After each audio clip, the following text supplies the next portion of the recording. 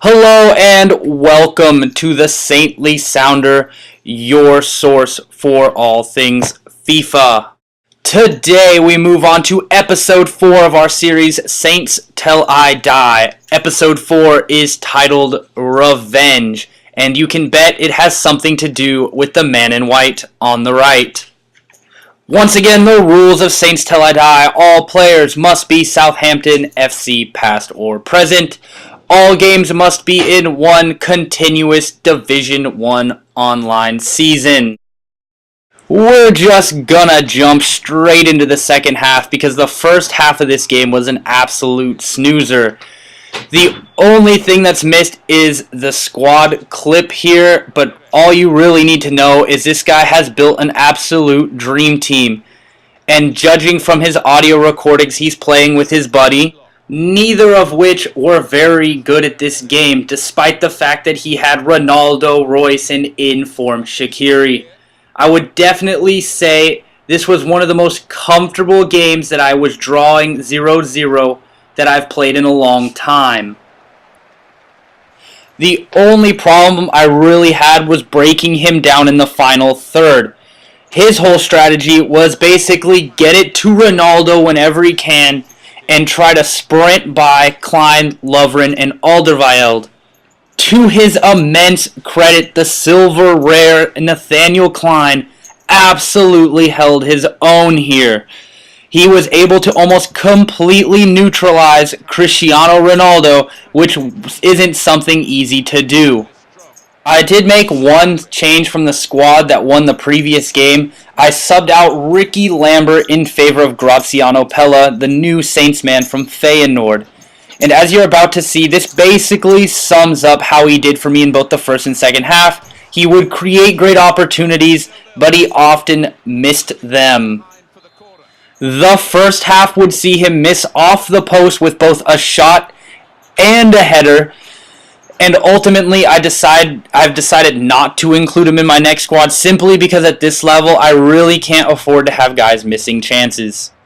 His up and Adam style of bang it to Royce and Ronaldo really did suit me, as Wanayama once again was able to eat it all up. As you can see, I get a little fortunate with a touch from Lovren, and then Ramirez is able to launch into a dribble here. He beats him with a little turn, is able to scoop it, and then find Shane Long, the money man from Ireland again. I'm off on my lap of honor. I could hear through my opponent's mic all kinds of obscenities, and Bern Leno can't do anything but stare. As you can see, a nifty little scoop turn there before he feathers the ball in, and Shane Long once again pops up out of nowhere to grab me a critical goal. As you can see, it's just straight up to Ronaldo, and Lovren's going to have to scrap and claw with everything he's got. He loses the initial challenge, but he gets back just in time to put Royce off before the ball is muscled away to Pella. And here we go in the 71st minute where he just decides to screw it and launch a huge run with Ronaldo. I think surely this is it because it's Lovren who has like 50 pace against Ronaldo on 93. Ronaldo gets the inside foot, but Fraser Forster denies him with an absolutely excellent save, and that would actually be the only save I'd ask him to make for the whole game. And that's a save for the goalkeeper. After the subsequent corner, Shane Long receives a long throw from Fraser Forster and holds it up nicely. As you can see, Graziano Pella getting into position, Theo Walcott coming down the wing, and this was the moment I thought I had it. I beat Durham, but for some reason Walcott goes into the slide animation right before I can toe poke it, and it stays 1-0. And I'm almost made to pay for it right away. As you can see, I make a horrible attempt with Nate Klein, which releases Royce to the end line. He whips in the cross. I'm sure Ronaldo's going to get on it, but Alderweireld and Luke Shaw team up nicely to get it clear. After a couple of pretty wonky attempts to clear it, I'm off on the counter, and Lallana showing why he definitely deserved to come in as a super sub here. He holds off a Ronaldo challenge before releasing Nate Klein. He makes a smart decision looking back for Lovren, and we keep the possession. Lallana gets the ball and releases Walcott in. Surely this is going to be the second. And Shane Long misses off the post from point-blank range. Lallana does splendidly here to earn a corner. It's at this moment that I'm really hoping that Shane Long miss doesn't come back to bite me, because I know he's so dangerous on the counter. I try to fake my opponent out here by calling in for a short corner, but I end up whipping it in with Walcott, and I think Wanayama's going to get there, but for some reason his heading power was nowhere to be seen. I'm not really sure why that was.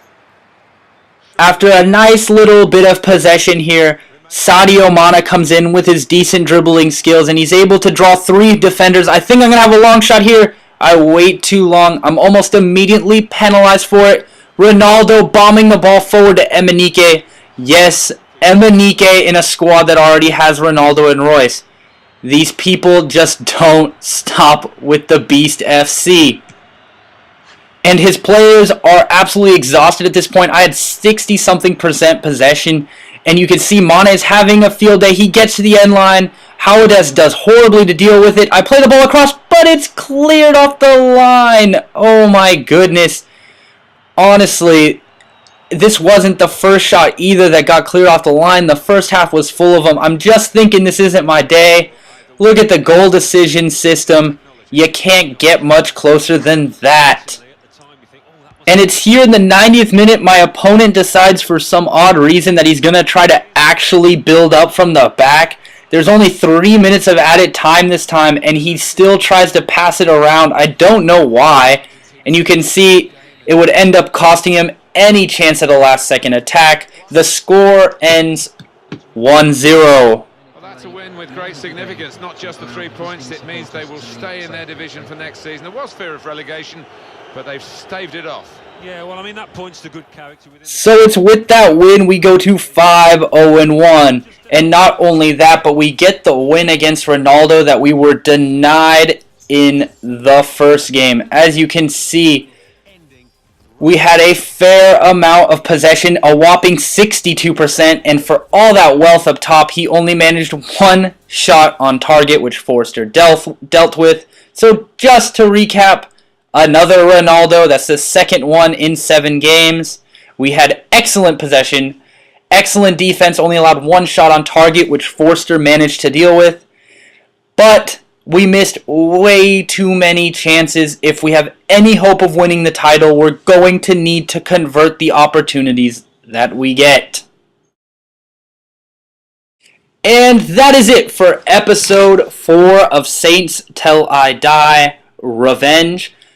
Like and subscribe if you found this interesting or helpful or just something different on YouTube. You can also follow at the Red Death 329. Until next time, thanks.